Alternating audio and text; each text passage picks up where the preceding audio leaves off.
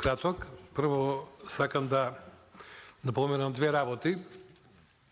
Пратеничката група на коалицијата Обнова на Македонија, односно во случајов пратениците од ВМРО, ДПМН и Социјалистичката партија на Македонија безусловно го поддржуваат овој закон. Второто нешто што сакам да истакнам, ја барам поддршката од пратениците од мнозинството после изгласувањето на овој закон на матичното работно тело на Комисијата за земјоделство, шумарство и водостопанство.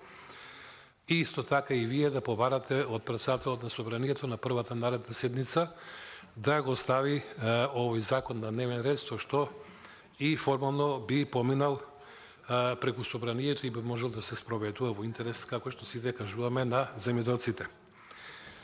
Третото нешто кое што сакам да го истакнам е малата нелогичност на поднесувањето на ова законско решение, заради тоа што станува збор за сериозни измени и дополнување на законот, кои што вообичаено доаѓаат од надлежното министерство, а не од пратениците, но без оглед на сето тоа не можам да го спорам, затоа што како решение предложените измени и дополнувања во одредена мера се, не во одредена, него во поголема мера се навистина добри.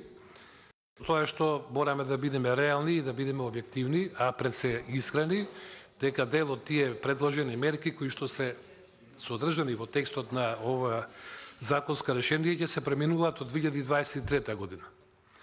Сега се враќам на самиот закон.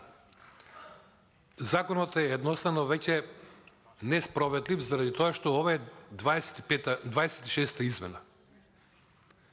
Значи, едноставно, не земјоделци, него луѓе кои што професионално се работат на оваа материја не можат да се снајдат заради тоа што нема пречистен текст. Уште една обврска на комисијата, односно законодавно-правната комисија, овој текст да се законот се прочисти. Односно, како што е све измешано, заради тоа што со оваа измена во овој момент во Собранието за овој закон има уште две дополнувања. Уште два закони. Значи, само оваа година, а ние сме во пети месец, има 3 измени на Законот за земјоделство и рурален развој. Многу е нелогично, многу проблеми се создаваат. Мислам дека е време да се преиде кон изготвување на нов Закон за земјоделство и рурален развој. Затоа што има и други работи кои што не се опфатени во предложениве измени. Дури сакав и јас да изготвам амандман, а тоа е во членот 14, ставот 2 и 3.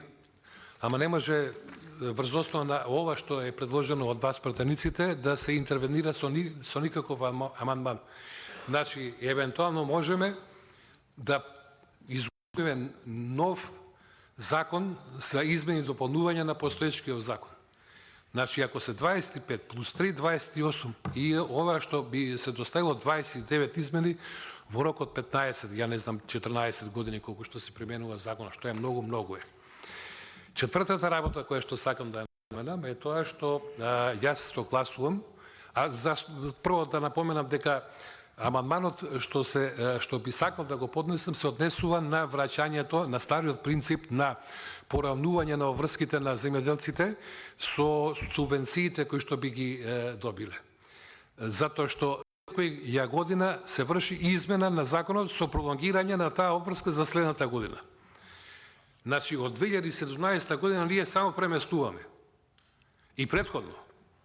Меѓутоа, значи, земјоделците создаваме нервоза, немир, ги тераме наместо да се занимаваат со земјоделските активности, да одат по шалтерите во институциите, да ги обезбедуваат тие потребни документи, тие би требало да се издаваат во рок од 24 сати, меѓутоа не е баш така.